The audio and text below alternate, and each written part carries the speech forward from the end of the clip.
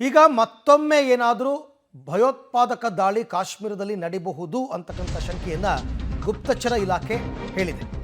ಹಾಗಾಗಿ ಅಲ್ಲಿ 48 ಪ್ರವಾಸಿ ತಾಣಗಳನ್ನು ಬಂದ್ ಮಾಡಿದ್ದಾರೆ. ಜನರೇ ಇಲ್ಲ. ಫಸ್ಟ್ ಆಫ್ ಆಲ್ ಕಾಶ್ಮೀರಕ್ಕೆ ಹೋಗೋ ಜನರೇ ಇಲ್ಲ. ಹೆದರ್ಕೊಂಡ್ಬಿಟ್ಟಿದ್ದಾರೆ, ಪ್ಯಾನಿಕ್ ಆಗಿದ್ದಾರೆ. ಉಗ್ರರ ಸಂಭಾವ್ಯ ದಾಳಿಯ ಎಚ್ಚರಿಕೆಯನ್ನು ಗುಪ್ತಚರ ಇಲಾಖೆ ಕೊಟ್ಟಿದೆ. ಮುನ್ನೆಚ್ಚರಿಕಾ ಕ್ರಮವಾಗಿ ಪ್ರವಾಸಿ ತಾಣಗಳನ್ನ ತಾತ್ಕಾಲಿಕ ಬಂದ್ ಮಾಡಿಕೊಂಡಿದ್ದಾರೆ. ಗುಲ್ಮಾರ್ಗ್, ಸೋನ್ಮಾರ್ಗ್, ದಾಲ್ ಲೇಕ್ ಸೇರಿದಂತೆ ಪ್ರಸಿದ್ಧ ತಾಣಗಳೆಲ್ಲವೂ ಕೂಡ ಬಂದ್ ಆಗಿದೆ. ಅದರ ಅರ್ಥ ಏನು ಅಂದರೆ ಪ್ರವಾಸಿಗರು ಬರಬೇಡಿ, ಬಂದರೂ ಅವ್ರಿಗೆ ವೇಸ್ಟ್, ಅವ್ರು ಏನು ನೋಡೋಕ್ಕಾಗಲ್ಲ, ಪ್ರವಾಸಿಗರನ್ನ ಏಕಾಏಕಿ ತಡೆಯೋಕ್ಕೂ ಆಗಲ್ಲ. ಹಾಗಾಗಿ ಈ ಕ್ರಮಗಳನ್ನು ಈಗ ಅಲ್ಲಿ ಕೈಗೊಳ್ಳಲಾಗಿದೆ. ಎಲ್ಲ ಕಡೆ ಖಾಲಿ ಹೊಡಿತಾ ಇದೆ. ದಾಲ್ ಲೇಕ್ನಲ್ಲಂತೂ ಜನರೇ ಇಲ್ಲ.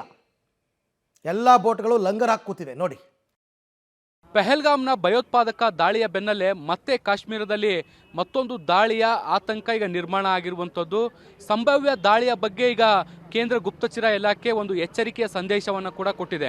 ಕಾಶ್ಮೀರದ ಬೇರೆ ಪ್ರವಾಸಿ ತಾಣಗಳನ್ನು ಟಾರ್ಗೆಟ್ ಮಾಡಿ ಭಯೋತ್ಪಾದಕರು ದಾಳಿ ಮಾಡುವಂಥ ಸಾಧ್ಯತೆಗಳಿದೆ ಅನ್ನುವಂಥ ನಿಟ್ಟಿನಲ್ಲಿ ಎಚ್ಚರಿಕೆಯನ್ನು ಕೊಟ್ಟಿದ್ದು, ಜಮ್ಮು ಮತ್ತು ಕಾಶ್ಮೀರ ಸರ್ಕಾರ ಈಗ ಕಾಶ್ಮೀರದಲ್ಲಿರುವಂಥ 48 ಪ್ರವಾಸಿ ತಾಣಗಳನ್ನು ನಿರ್ಬಂಧಿಸುವಂಥ ಕೆಲಸವನ್ನು ಮಾಡಿದೆ. ಮುಖ್ಯವಾಗಿ ಸೋನ್ಮಾರ್ಗ್, ಗುಲ್ಮಾರ್ಗ್ ಸೇರಿದಂತೆ ಕಾಶ್ಮೀರದ ಶ್ರೀನಗರದಲ್ಲಿರುವಂಥ ದಾಲ್ ಲೇಕಲ್ಲೂ ಕೂಡ ಈಗ ಪ್ರವಾಸಿಗರನ್ನು ನಿರ್ಬಂಧಿಸುವಂತಹ ಲೆಕ್ಕಾಚಾರವನ್ನು ಹಾಕ್ಕೊಂಡಿದೆ. ಈ ನಿಟ್ಟಿನಲ್ಲಿ ಆದೇಶವನ್ನು ಕೂಡ ಹೊರಡಿಸಿರುವಂಥದ್ದು. ಈ ನಿಟ್ಟಿನಲ್ಲಿ ಈಗಾಗಲೇ ಪ್ರವಾಸಿಗರ ಸಂಖ್ಯೆಯು ಕೂಡ ಈಗ ಕಾಶ್ಮೀರದಲ್ಲಿ ಕಡಿಮೆ ಆಗಿದೆ, ಇಳಿಮುಖವಾಗಿದೆ. ನಾನು ಇವತ್ತಿನ ಸಿಚುವೇಶನ್ ಹೇಗಿದೆ ಅನ್ನುವಂಥದ್ದನ್ನು ಕೂಡ ನಿಮಗೆ ತೋರಿಸ್ತಾ ಹೋಗ್ತೀನಿ.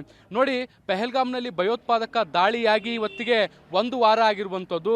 1 ವಾರ ಕಳೆದ ಬಳಿಕ ಇಡೀ ಕಾಶ್ಮೀರ ಬಣಗುಡ್ತಾ ಇರುವಂಥದ್ದನ್ನು ನೋಡ್ಬೋದು. ಎಲ್ಲೂ ಕೂಡ ಪ್ರವಾಸಿಗರು ನಿಮಗೆ ನೋಡಲಿಕ್ಕೆ ಸಿಗ್ತಾ ಇಲ್ಲ. ಭಾಳಷ್ಟು ಬೆರಳೆಣಿಕೆಯ ಪ್ರವಾಸಿಗರು ಮಾತ್ರ ಈಗ ಅಲ್ಲಲ್ಲಿ ಓಡಾಡ್ತಾ ಇರುವಂಥದ್ದನ್ನು ಮಾತ್ರ ನಮಗೆ ನೋಡಲಿಕ್ಕೆ ಸಿಗ್ತಾ ಇರುವಂಥದ್ದು. ಇದು ಪ್ರವಾಸಿಗರು ಭೇಟಿ ನೀಡುವಂತಹ ಸಮಯ ಆಗಿದ್ದಂಥ ಹಿನ್ನೆಲೆಯಲ್ಲಿ ಸಾಮಾನ್ಯ ದಿನಗಳಲ್ಲಿ ಅತಿ ಹೆಚ್ಚು ಪ್ರವಾಸಿಗರು ಇಲ್ಲಿ ನೋಡಲಿಕ್ಕೆ ಸಿಗ್ತಾ ಇತ್ತು. ನಿತ್ಯ ಸಾವಿರಾರು ಸಂಖ್ಯೆಯಲ್ಲಿ ಬಂದು ಇಲ್ಲಿ ದಾಲ್ ಲೇಕ್ನಲ್ಲಿ ಸಂಚಾರವನ್ನು ಮಾಡ್ತಿದ್ರು, ದೋಣಿ ವಿಹಾರವನ್ನು ಮಾಡ್ತಾ ಇದ್ರು, ಬೋಟ್ ಹೌಸ್ಗಳಲ್ಲಿ ತಂಗ್ತಾ ಇದ್ರು. ಬೇರೆ ಬೇರೆ ಚಟುವಟಿಕೆಗಳು ಇಲ್ಲಿ ಅತಿ ಹೆಚ್ಚು ನೋಡಲಿಕ್ಕೆ ಸಿಗ್ತಾ ಇತ್ತು.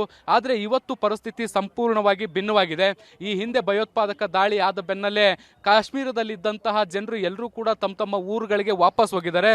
ಮತ್ತೆ ಬರುವಂಥ ಜನರೇನಿದ್ರು ಅವರು ಕೂಡ ತಮ್ಮ ಪ್ಲಾನ್ಗಳನ್ನು ಚೇಂಜ್ ಮಾಡಿಕೊಂಡು ಮುಂದಕ್ಕೆ ಹಾಕೊಳ್ಳುವಂಥ ಕೆಲಸವನ್ನು ಕೂಡ ಮಾಡಿದ್ದಾರೆ. ಹೀಗಾಗಿ 1 ವಾರದ ಅಂತರದಲ್ಲಿ ಇಡೀ ಕಾಶ್ಮೀರ ಪ್ರವಾಸಿಗರಿಲ್ಲದೆ ಬಣಗುಡುತ್ತಿರುವಂಥ ದೃಶ್ಯಗಳನ್ನು ನೋಡ್ಬೋದು. ಸಂಪೂರ್ಣವಾಗಿ ಬೋಟ್ ಹೌಸ್ಗಳು ಏನು ನೋಡ್ತಾ ಇದ್ದೀರಿ, ಆ ಎಲ್ಲ ಬೋಟ್ ಹೌಸ್ಗಳಲ್ಲೂ ಕೂಡ ಜನರು ತುಂಬಿ ತುಳುಕ್ತಾ ಇದ್ರು. ರಾತ್ರಿ ವಿಶೇಷವಾಗಿ ಅಲ್ಲಿ ಜನರು ತಂಗಲಿಕ್ಕೆ ಹೆಚ್ಚು ಇಷ್ಟವನ್ನು ಪಡ್ತಾ ಇದ್ರು.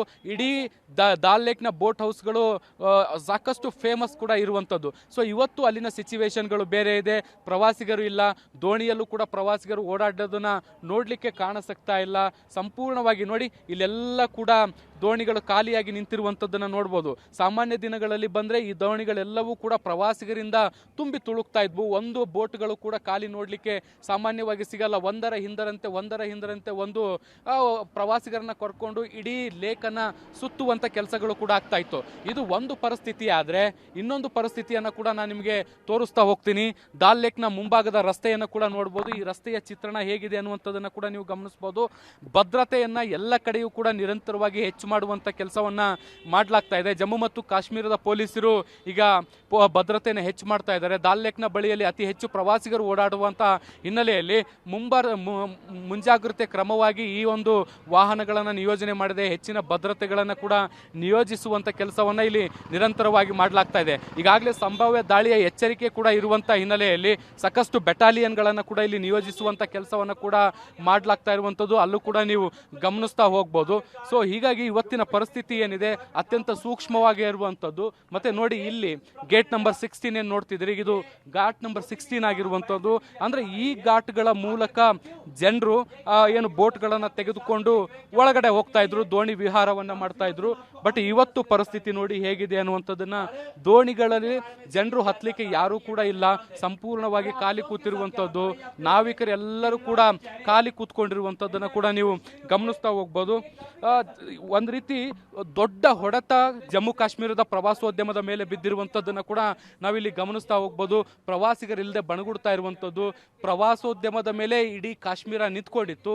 ಆದರೆ ಈಗ ಈ ಒಂದು ಭಯೋತ್ಪಾದಕ ದಾಳಿ ಪ್ರವಾಸಿಗರ ಮೇಲೆ ಆಗಿರುವಂಥ ಹಿನ್ನೆಲೆಯಲ್ಲಿ ಪ್ರವಾಸಿಗರು ಈಗ ಕಾಶ್ಮೀರಕ್ಕೆ ಬರಲಿಕ್ಕೂ ಕೂಡ ಹೆದರ್ತಾ ಇರುವಂಥದ್ದು. ಹೀಗಾಗಿ ಕಾಶ್ಮೀರದಲ್ಲಿ ಒಂದು ಕಡೆ ಪ್ರವಾಸಿಗರು ಇಲ್ಲದೆ ಇರುವಂಥದ್ದು ಒಂದಾದರೆ, ಮತ್ತೊಂದು ಕಡೆ ಸಂಭಾವ್ಯ ದಾಳಿಯ ಹಿನ್ನೆಲೆಯಲ್ಲಿ ಈಗ ಪ್ರವಾಸಿ ತಾಣಗಳನ್ನು ಕೂಡ ನಿರ್ಬಂಧಿಸ್ತಾ ಇರುವಂಥ ಹಿನ್ನೆಲೆಯಲ್ಲಿ ಇಡೀ ಜಮ್ಮು ಕಾಶ್ಮೀರದಲ್ಲಿರುವಂಥ ಪ್ರಮುಖ ಪ್ರವಾಸಿ ತಾಣಗಳೇನಿದ್ದಾವೆ, ಸೋನ್ಮಾರ್ಗ್, ಗುಲ್ಮಾರ್ಗ್, ಶ್ರೀನಗರ ಸೇರಿದಂತೆ ಬೇರೆ ಬೇರೆ ಪ್ರದೇಶಗಳಿದ್ದಾವೆ, ಅವೆಲ್ಲವೂ ಕೂಡ ಖಾಲಿಯಾಗಿ ಕಾಣಲಿಕ್ಕೆ ಸಿಗ್ತಾ ಇದೆ.